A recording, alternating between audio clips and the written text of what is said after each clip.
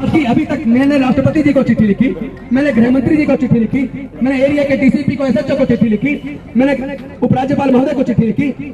सब जगह चिट्ठी लिखने के बावजूद मैं पूछना चाहता हूं, मैंने उसमें मांग की है कि ऐसे नकली साधुओं के खिलाफ आप मुकदमा दर्ज करके उनके किन आतंकवादी संगठनों से उनके संबंध में इसकी जांच कीजिए। उनके पास यह करोड़ों रुपया कहां से आ रहा है, इसकी जांच कीजिए। लेकिन अभी तक ना तो पुलिस ने कोई मुकदमा दर्ज किया, और अभी 15 ही दिन हुए माननीय सर्वोच्च न्यायालय के जजमेंट को आए हुए, जिस जजमेंट में माननीय सर्वोच्च न्यायालय ने कहा है जो लोग हेट स्पीच देते हैं या धमकी देते हैं, इस तरह के भाषण देते हैं, भड़काऊ भाषण देते हैं, ऐसे लोगों के खिलाफ पुलिस को खुद मुकदमा दर्ज करना होगा। चाहे कोई कंप्लेंट आए ना आए, पुलिस की जिम्मेदारी है वो मुकदमा दर्ज करे। और अगर पुलिस ये मुकदमा दर्ज नहीं करती, जिम्मेदारी नहीं निभाती, तो कोर्ट खुद सू मोटो उनके खिलाफ एक्शन लेगा, कंटेम्प्ट ऑफ कोर्ट की कार्रवाई करेगा। तो मैं इंतजार कर रहा हूं कि माननीय सर्वोच्च न्यायालय उन पुलिस अधिकारियों के खिलाफ जिन्होंने अभी तक मुकदमा दर्ज नहीं किया, उनके खिलाफ कंटेम्प्ट ऑफ कोर्ट की कार्रवाई कब करेगा। क्या कार्रवाई करते वक्त भी लोगों की जाति और धर्म देखी जाएगी?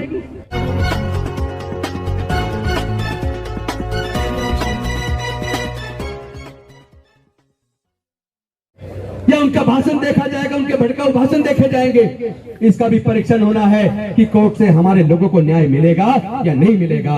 अगर न्याय नहीं मिला तो क्या हमारे लोगों को फिर कोर्ट के ऊपर भरोसा करना चाहिए या नहीं करना चाहिए, इसका भी आकलन हमारे लोगों को करना है। अरे मैं पूछना चाहता हूं, लोगों को तकलीफ क्यों है? अगर हम अपने बुजुर्गों की सांस्कृतिक विरासत में, बुद्ध के धम्म में वापस आ रहे हैं, तो तुम्हें तकलीफ क्यों है? अगर तुम्हारी सामाजिक व्यवस्था बहुत अच्छी होती तो पूरे दुनिया के अंदर तुम्हारी सामाजिक व्यवस्था को लोगों ने क्यों नहीं स्वीकारा? लेकिन बुद्ध का धम्म तो भारत से पैदा हुआ, पूरे दुनिया में गया और पूरे दुनिया ने स्वीकारा। वो अपनी अच्छाई की वजह से फैल रहा है। बुद्ध का धम्म किसी लालच से या प्रेशर से नहीं फैल रहा। बुद्ध का धम्म अपनी अच्छी भावनाओं से फैल रहा है, अपने अच्छे आचरण से फैल रहा है। मानव कल्याणकारी धम्म है जिसके अंदर समता, स्वतंत्रता, बंधुता, न्याय, प्रज्ञा, शील, करुणा और मैत्री है, जिसमें पूरी दुनिया के लिए मानवता और शांति का संदेश है। जो संदेश बुद्ध के धम्म का भारत से पूरी दुनिया में गया और पूरे दुनिया ने स्वीकार किया। दुनिया के अंदर 56 देश बौद्ध धर्म को मानने वाले हैं, 128 देशों में बौद्ध धर्म है।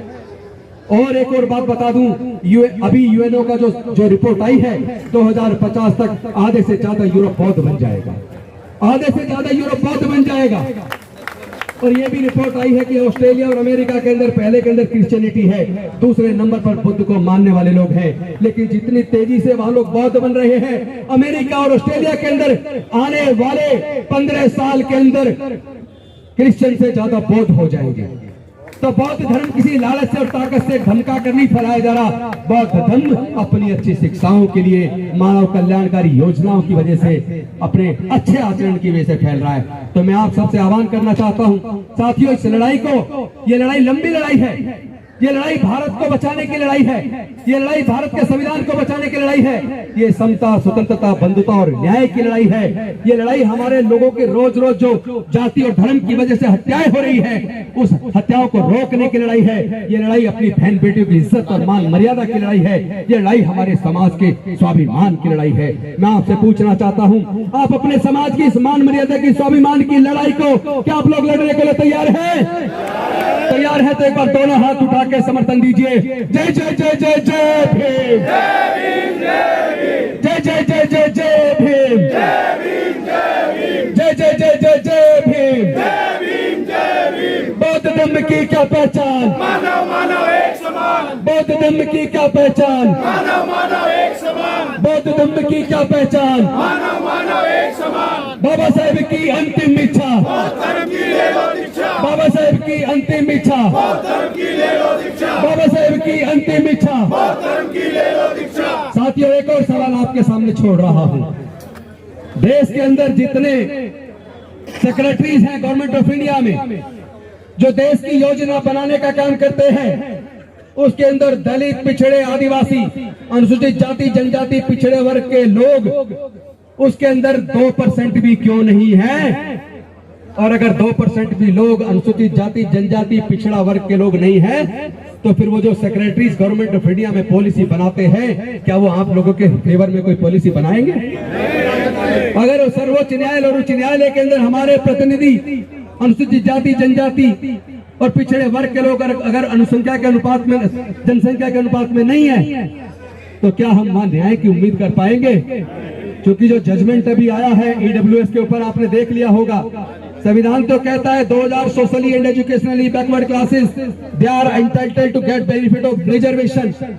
Article 15(4) of Indian Constitution says that those are socially and educationally backward classes, they are entitled to get benefit of reservation. But those are more represented. Those are not less represented, but more represented. Those are neither socially nor educationally backward. Then how they are entitled to get benefit of reservation? But even in spite of all these legal provisions, Honorable Supreme Court has given verdict in favor of this 10% EWS reservation. और उसके अंदर clear है EWS reservation में SC, ST और OBC के लोग apply नहीं कर सकते। क्यों भाई? उनको क्यों नहीं कर सकते? क्या उनकी 8 लाख से ज्यादा इनकम है? यानी आपको समझना पड़ेगा, साजिश किसी एक गवर्नर पे नहीं है, भारत के चप्पे चप्पे पर अनुसूचित जाति, जनजाति और पिछड़े वर्ग के लोगों के खिलाफ साजिश रची जा रही है। हमारी गलती है कि हम सच को ना तो जानते हैं और ना मानते हैं। हम ये तो कहते हैं डॉक्टर बाबा साहब अम्बेडकर को मानते हैं, लेकिन डॉक्टर बाबा साहब अम्बेडकर की बात को नहीं मानते। अगर हम लोग बौद्ध बन गए होते तो आज भारत के अंदर 100 करोड़ से ज्यादा बौद्ध होते, आप बहुसंख्यक होते, योजना भी आप बनाते, देश के प्राकृतिक संसाधनों में हिस्सेदारी भागीदारी भी आपकी होती। मैं पूछना चाहता हूँ, ये जो जल जंगल जमीन है या खेती की जमीन है या प्राकृतिक संसाधन है, क्या कोई अपनी माँ के पेट से लेकर पैदा हुआ है? भाई बताइए ना, क्या खेती की जमीन कोई अपनी माँ के पेट से लेकर पैदा हुआ है? क्या देश के प्राकृतिक संसाधन कोई क्या अपनी माँ के पेट से लेकर पैदा हुआ है? अगर माँ की पेट से लेकर पैदा नहीं हुआ तो केवल वही लोग उसके मालिक क्यों हैं? हमारे लोगों का उसमें हिस्सा कहाँ है? कौन लोग हैं जो हमारे हिस्से को खा रहे हैं, हजारों साल से खा रहे हैं? अब इस लड़ाई को हिस्सेदारी की लड़ाई बनाना पड़ेगा। हमें देश के संसाधनों में, जल में, जंगल में, जमीन में, कोर्ट में, न्यायालयों में, हर जगह, डिफेंस में, हर जगह अब अपनी हिस्सेदारी और भागीदारी की लड़ाई को लड़ना होगा।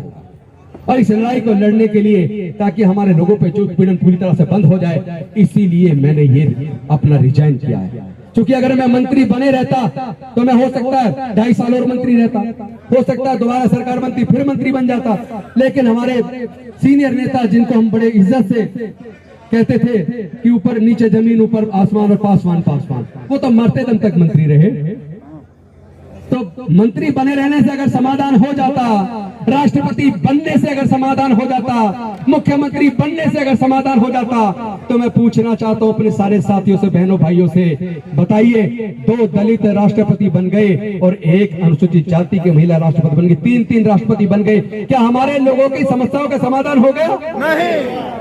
देश में पिछड़े वर्ग के कई मुख्यमंत्री बन गए, अनुसूचित जाति की भी मुख्यमंत्री बन गई, हमारे उप प्रधानमंत्री भी बन गए, अनेकों मंत्री हैं। तो क्या हमारी समस्याओं का समाधान मंत्री बनने से, राष्ट्रपति बनने से, मुख्यमंत्री बनने से हो जाता है क्या? इसलिए नहीं हो रहा, क्योंकि हम लड़ाई को सही दिशा में नहीं लड़ रहे।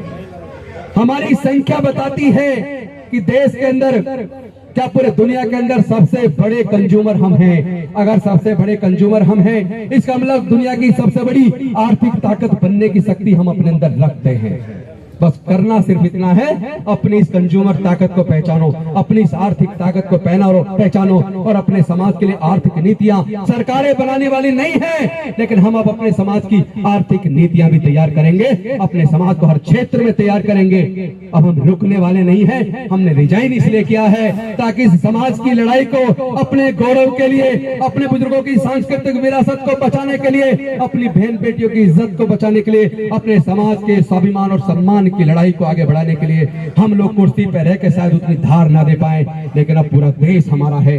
कार्ल मार्क्स ने कहा था, दुनिया के मजदूरों तुम सब एक हो जाओ, तुम्हारे पास खोने के लिए बेड़ियां हैं, पाने के लिए पूरा विश्व है। वही मैं आपसे कहना चाहता हूं साथियों, दलित, पिछड़े, वंचित, आदिवासी और जिनके जो विषमता के शिकार हैं, जिनके साथ अन्याय हुआ है, चाहे किसी भी जाति धर्म के लोग क्यों ना हो, वो सारे लोग न्याय की इस लड़ाई को, समता, स्वतंत्रता, बंधुता और न्याय की इस लड़ाई को लड़ने के लिए एकजुट हो जाए। फिर पूरा भारत तुम्हारा है, तुम इस देश के हुक्मरान बनोगे। इन्हीं शब्दों के साथ मैं आप सबको साधुवाद देता हूं और कहता हूं, तो अभी तो हमने केवल वीडियो डाल कर दी थी, अभी हमने कोई वैसे तैयारी नहीं की कि गली गली में छोटी छोटी सभाएं की हो। लेकिन आगे अब गली गली में पूरे देश के अंदर सभाएं होंगी और जोगदिया जी के कुर्बानी को, हम बलिदान को बेकार नहीं जाने देंगे। अपने समाज की लड़ाई को लड़ेंगे। हम डॉक्टर बाबा साहब अम्बेडकर ने निकम्मा और नाकारा औलाद नहीं है, हम उनके काबिल बच्चे बनकर दिखाएंगे।